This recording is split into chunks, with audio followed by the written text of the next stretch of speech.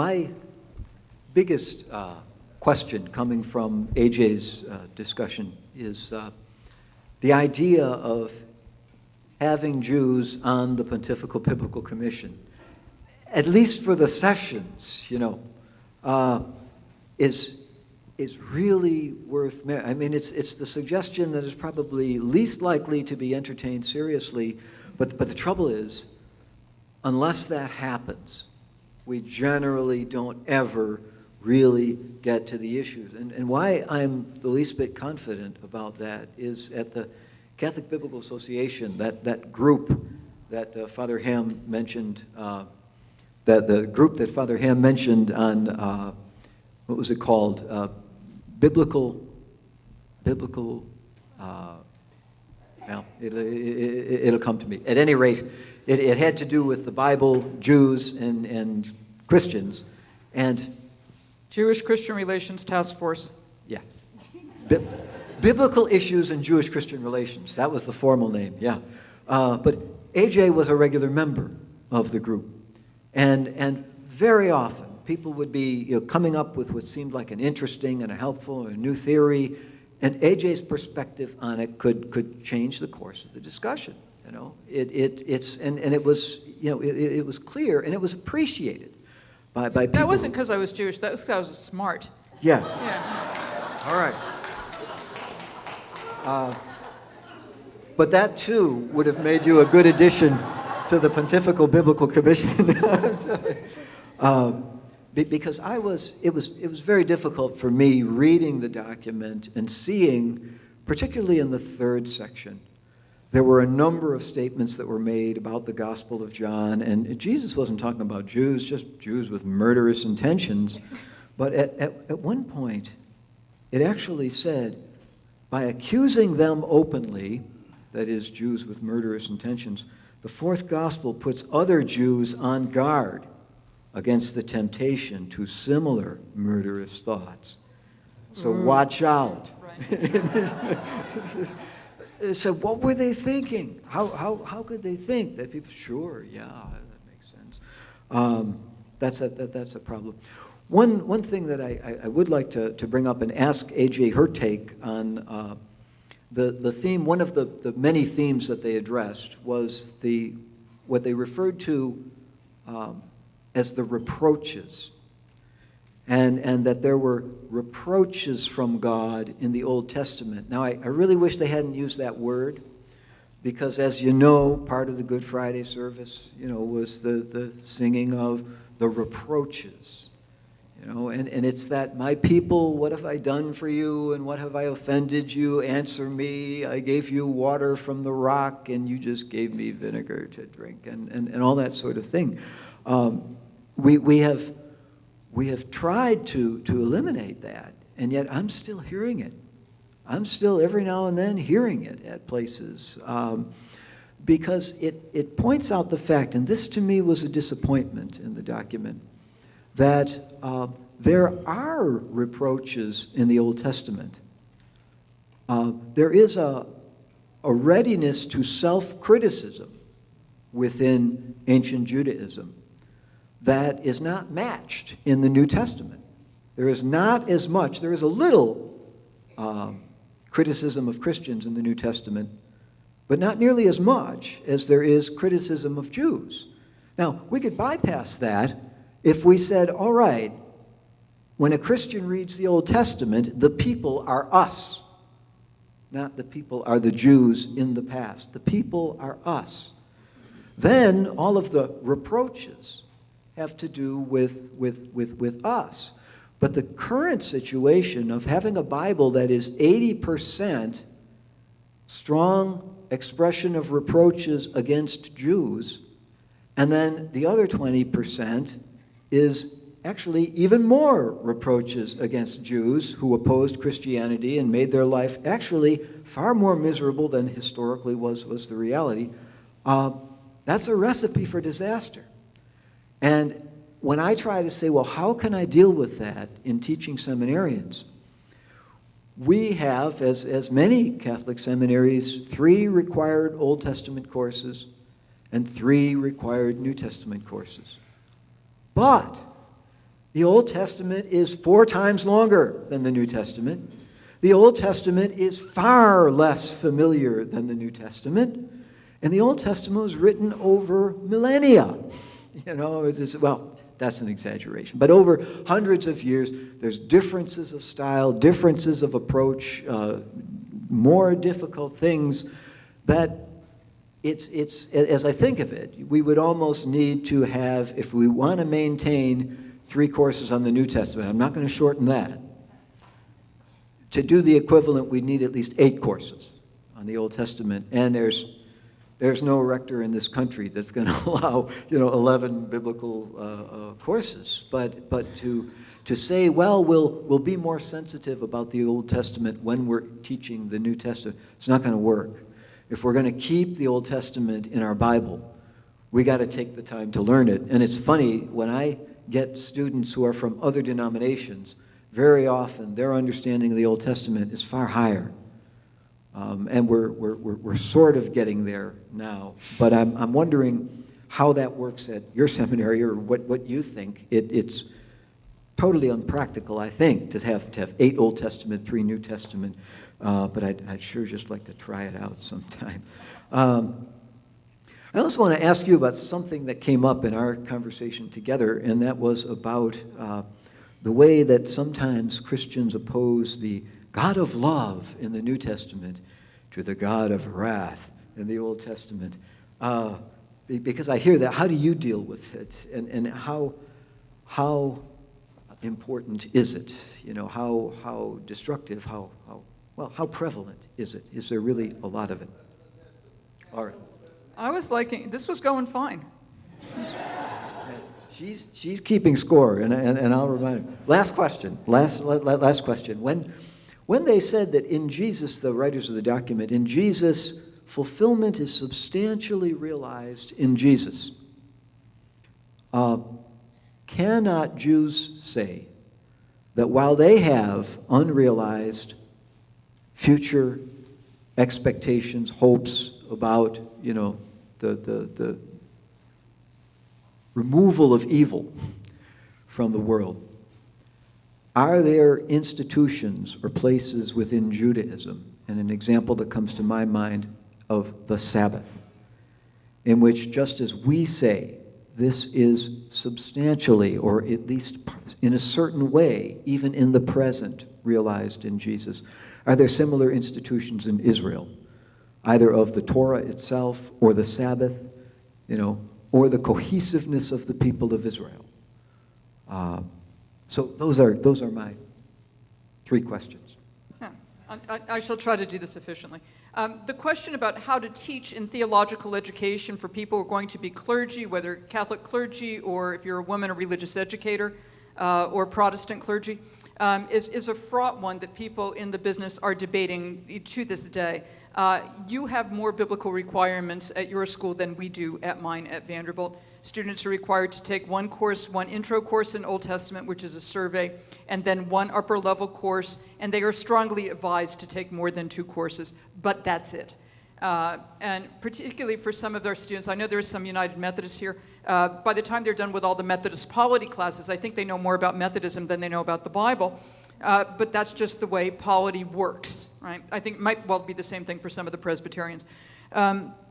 So our students are not very well trained in Bible, and as theological education has become increasingly globalized, as well as increasingly interested in how one reads from one's own social location, people in Omaha read differently than, say, people in Okinawa, right? Or people in Nashville as opposed to people in Nice. I've run out of alphabet at this point. Nairobi. What happens is we become more interested in how we read from our own location, and then we become less interested in the history. So the history has become, in a number of places in theological education, it's not even relevant. Oh yeah, it might have happened at a certain time in a particular place. But particularly for more liberal divinity schools, what's important is what the text means to me personally, rather than what it might have meant to the people who first heard it. And I think this is disaster. There's an old saying, I first heard this from a fellow named Ben Witherington III, who teaches at Asbury Seminary, which is about a conservative Methodist seminary as you can get. Ben said, a text without a context is just a pretext for making it say anything you want. Both Judaism and Christianity are historical religions. We talk about the manifestation of the divine in history, which means God is present to a particular people at a particular place in a particular time. And if we let the history go, I think we're being unfaithful to ourselves as both Jews and Christians. So you got a problem, I got even more of a problem, right? It's a harder thing here to hold down biblical literacy in some cases for liberal Protestants than it might actually be for Catholics. Who knew? Jews, we're fine. We're still reading it in the original. All right. In terms of how to deal with Christians who say that's all that Jewy stuff and we don't have anything to do with it, what I tell my students is if the church wants to see itself as in continuity with Israel, if it takes seriously the metaphor, Paul's metaphor of the olive tree, where the followers of Jesus are grafted onto the root of Israel, well, if you're grafted onto the root, it means that whatever time a prophet invades against those people in the 7th century BCE or the 5th century, that's speaking directly to you. And unless you hear those prophetic reproaches as speaking directly to you, then you're not reading the Bible faithfully. The point for the church is not here to hear people confess the sins of the Jews, it's to hear people confess the sins of the church. Right? Otherwise, you don't get those scriptures. And I tell them that. You buy into it, fine, you get the whole thing. Or as they might say, whole hog, which is not a good kosher image, but you get it. I'm sorry, Dennis. In terms of the Old Testament God of wrath and New Testament God, which I get that from Jews, which really annoys me. And how would you know? Because you haven't read the New Testament. In fact, most of us haven't read the Old Testament all that much either. We're good up through Deuteronomy and then we rewind. I am inclined to engage in what is called proof texting. Proof texting means taking a verse out of context and making it bear more than it should. So what I will tell my students is fine. You think there's an Old Testament God of wrath versus a New Testament God of love? The Lord is my shepherd who leads me beside still waters and restores my soul. Psalm 23. But you are condemned to the outer darkness where there's wailing and gnashing of teeth. That's Jesus, which means the Old Testament God is a gentle shepherd and the New Testament God is a sadistic dentist. It's the same God. And once I get this, or God evolved, as if somehow the Bible was written under the influence of Darwin, which I don't think it was. To say, look, it's the same God, and if you separate them, you're engaging in a heresy. It's called Marcionism, about which you wrote your dissertation.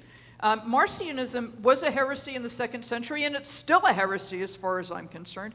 And I want there to be in every church a heresy gong, so if anybody proclaims one of these God Old Testament of wrath versus New Testament God of love, somebody gets to go up and bang the gong, and then everybody settles down, and you apologize, and you get back on track. It's the same God, and it's unhelpful. In terms of finding eschatological fulfillment, finding a sense of the Messianic age in the present, that is the Sabbath. The Sabbath is not only a foretaste of the Messianic age, the Sabbath is also a recreation of the Garden of Eden.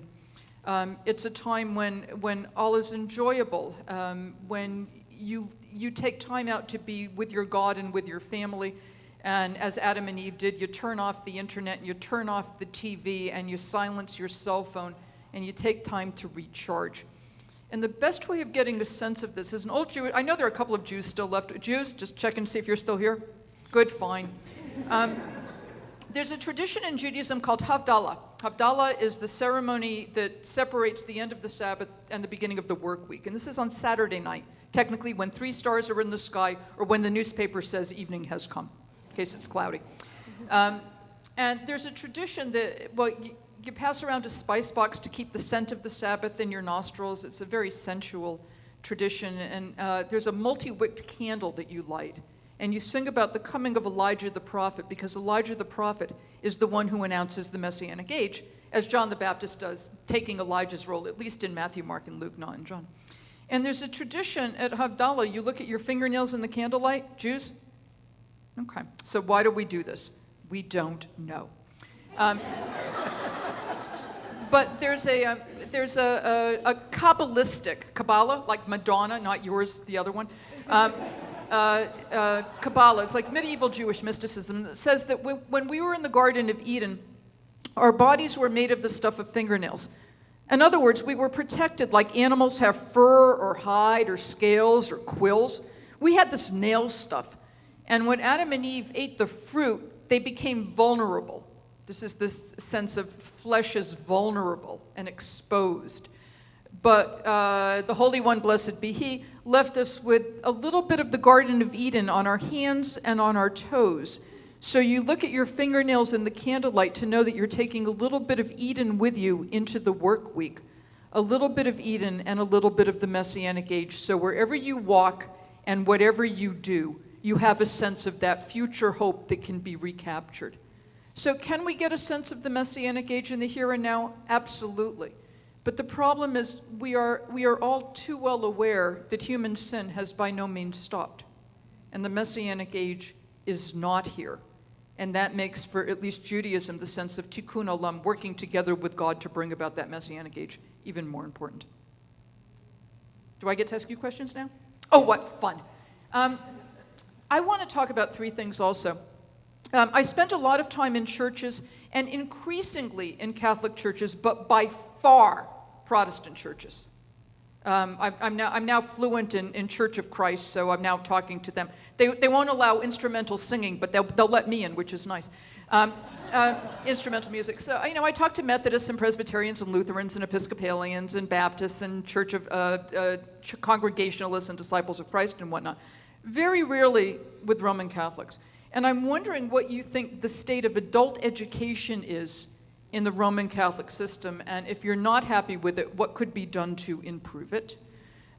Second, I'm very interested in ritual, and I'm wondering if one of the ways that Jewish Catholic, and here setting Protestants aside for a minute, that Jews and Catholics might be able to discuss is issues of sanctification of the body. I mean, the church still has holy days of obligation. I mean, people tend not to pay attention, but you have them. You know about Lent, you know about fasting, you know about feasting, you know about eating certain foods at certain times, right? And it's got to be certain foods that's made a certain way, which is a dietary regulation. And I'm wondering if Jews and Catholics can appreciate who we are a little bit more, not only by talking about the shared scripture, but also by talking about our liturgical life, our ritual life, and what we might learn from each other along those lines. So religious education and ritual. And the third is to Christians here as well. When you think about Jews, what do you want to know from us, and what can we do for you that would make interfaith relations better? And what would you want us to ask of you?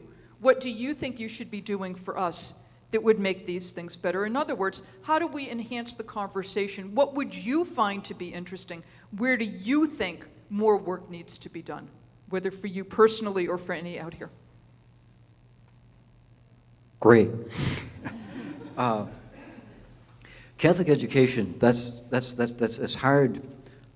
It's hard to say, because my gut reaction is it needs a thorough overhaul, of some sort. I'm very struck by something that I saw in New York City called Yeshiva University, where they have a college for people who just not necessarily be rabbis, but just to be Jews.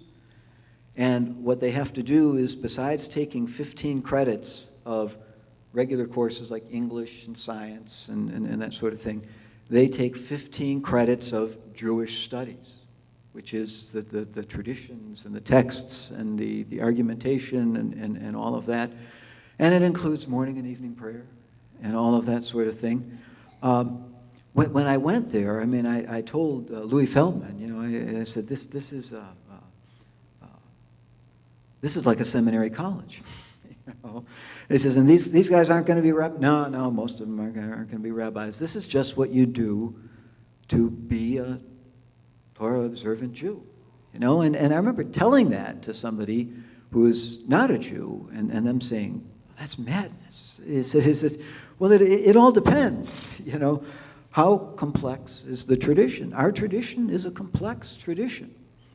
I think there's an enormous amount that is being done and that can be done in Catholic colleges, as Catholic colleges, where it really is taken as an essential facet of the full formation that happens in a 4-year educational program that's done within a context and with serious courses in theology and religion and spirituality and world religions, et cetera, et cetera, et cetera. Don't get me started, but that was the department. But at that can be done to a much greater extent than overall in Catholic colleges. But it's not that I've done a careful and systematic study of that, but I just open up that as a discussion point for other people who might want to, yeah. Do bishops, for those of you who know how the system works, do bishops have an education budget? Wow. I have no idea. Well, because, maybe that might be nice too. And then bring in people and you can market them from parish to parish to parish, or church to church. Or saying, church, at least in Nashville, for most of the Catholic churches, there's one exception, but most of them, you come in for Mass and you're out. And if you're efficient, you can do it in an hour and 5 minutes, depending upon where you park. Or you go Saturday evening and you can be out in 40, right? Why not set up an ongoing system where there's an hour of adult education prior to the Mass? Even just to discuss whatever the liturgical readings are, and people would come together and they'd have fellowship with each other, they'd get to know each other, and education can be accomplished. And at that point, you can bring in local academics, you can have books provided and people can discuss them. Ideally, whoever's running the parish, whether there's a religious educator on staff or the priest, should be able to provide some guidance. It's only an extra hour and you're there anyway. This works in Judaism with tourist study. It really ought to work in the church as well, and I'd like to see that happening more. It's happening more, but it's nowhere near across the board as it should be. Protestants will do that. Let me say this about the parishes. I do think that one of the most successful formulae is the rite of Christian initiation for adults. Not only because of what it teaches to new people who are coming in, but I think that as much, at least, education goes on with the sponsors and the people who said, I didn't know that that's what that meant, and all that sort of thing, and it's serious. And it takes time, and to do the program right, how many sessions, how long are the sessions, and yet in many parishes they may not even have one, or they have one, but instead of 27 sessions, it's 4, or something. And they say, well, how serious are we about it? It could be. It's a wonderful formula, and I do think that parishes that are teaching and learning and discussing and bringing in ideas, there's going to be a greater vibrancy, but it's hard to start the ball rolling if it's not already rolling. Ritual. Yeah. Your question, could you restate the question? When it comes to Jewish-Catholic dialogue, I would like to see some discussion about ritual. And that actually is one way of getting back into the Old Testament, because the Old Testament is a lot of ritual. You eat this on this day. You don't eat on this day. You worship this way. You wear these clothes. You celebrate these holidays. You do sacrifice this way. Y'all are doing something called the sacrifice of the Mass. You still got sacrifice. It went out for us in the year 70 when the temple got destroyed. How do you understand sacrifice? That's ritual. It was the German philosopher Feuerbach who said, you are what you eat. Well, let's talk about how eating marks us as who we are, because we are what we eat. Whether we're talking about participation in the Lord's Supper or communion in church, to what we eat during our holidays. Just as a quick test for you, for Easter, how many of you have ham? Yeah, and then ask the question, why? Because it's not like the apostles are having ham on Easter Sunday. And then we can talk about what brings us together, what keeps us separate, how we look at food, which gets us to questions of sustainability. But the issue is, how do we practice our religion? And not just in terms of social justice, but in terms of ritual. What marks us off as Jews, what marks us off as Catholics, so that we know we're not Episcopalians, and we know we're not Methodists, and we know we're not Presbyterians, and we know we're not Muslims. And what then do we have in common? Because there's a lot in common historically, and it would be nice to recover some of that material. All right. Well, why I'm excited that you asked that question is that there's a form of discussion and study that's happening partly from Jewish and Christian dialogue, where people like Jonathan Clawans, Jacob Milgram, of course, but before him, are discussing issues of purity and how purity works. Mary Douglas, of course, has written some wonderful stuff on this. And what we're finding when Christians hear about purity regulations, it just sounds icky. It sounds like it's just another way to put people down or make people feel badly. That's not the way it works. And when we look at some of these studies of how the ritual worked, specifically rituals involving purity, what you begin to learn is that it establishes a symbolic system that's built around how do we approach the unapproachable? How do we approach God in space? And how do we then represent that space? We do it with boundaries. We've got boundaries all over our churches. You know, there's an entryway, there's a rail over here, there's a veil over here. That's what it's about. And rather than saying, oh, that's old-fashioned, and it can become, you can get too almost a fetish about it or something like that, and that we don't need. But to be able to understand what is that symbolizing, what is that trying to communicate about how we approach God and our attachment to each other, our connection to each other, there's some really rich work that's being done looking at that now. And it comes from the recognition that the ritual order of Jews, it was a disappointment to me how in this document, when it got to temple and sacrifice and all that, those were basically negatives. And we're past all that. We are not. The temple is alive and well. The best example of purity, actually, some of you have been to Catholic Mass, yeah? Maybe even like this morning. Priest washes his hands, right? That's purity. It's not sanitation. If it were sanitation, he'd use Purell, right? It's purity. It's how you approach the holy. And you can get a sense on how that works from reading Leviticus and talking to Jews about how you approach the holy. It's the perfect example. And everybody goes, oh, we've been doing it all our lives. We just never knew what it stood for. And that's one reason to study ritual together. May I interrupt you too?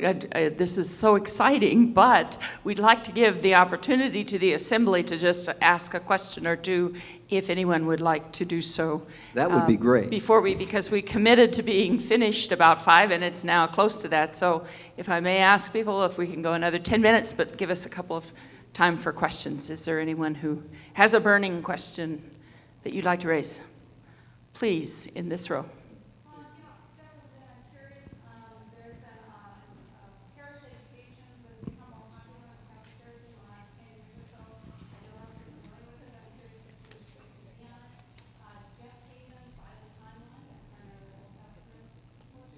Yeah, thank you. So parish education with the timelines and adults being encouraged to do that. I think it's fabulous. It's just not as widespread and not as well supported as it should be.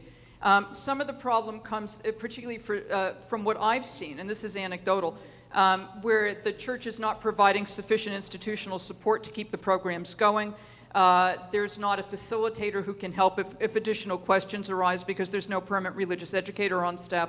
Or at least for the Bible material, when the religious educator is really good on how to be Catholic, but not really good on the Bible, and those tend to be somewhat discrete educational programs, then there tends to be a lack of follow-up. So I think it's a really dandy start, and I would like to see it more broadened. Yeah.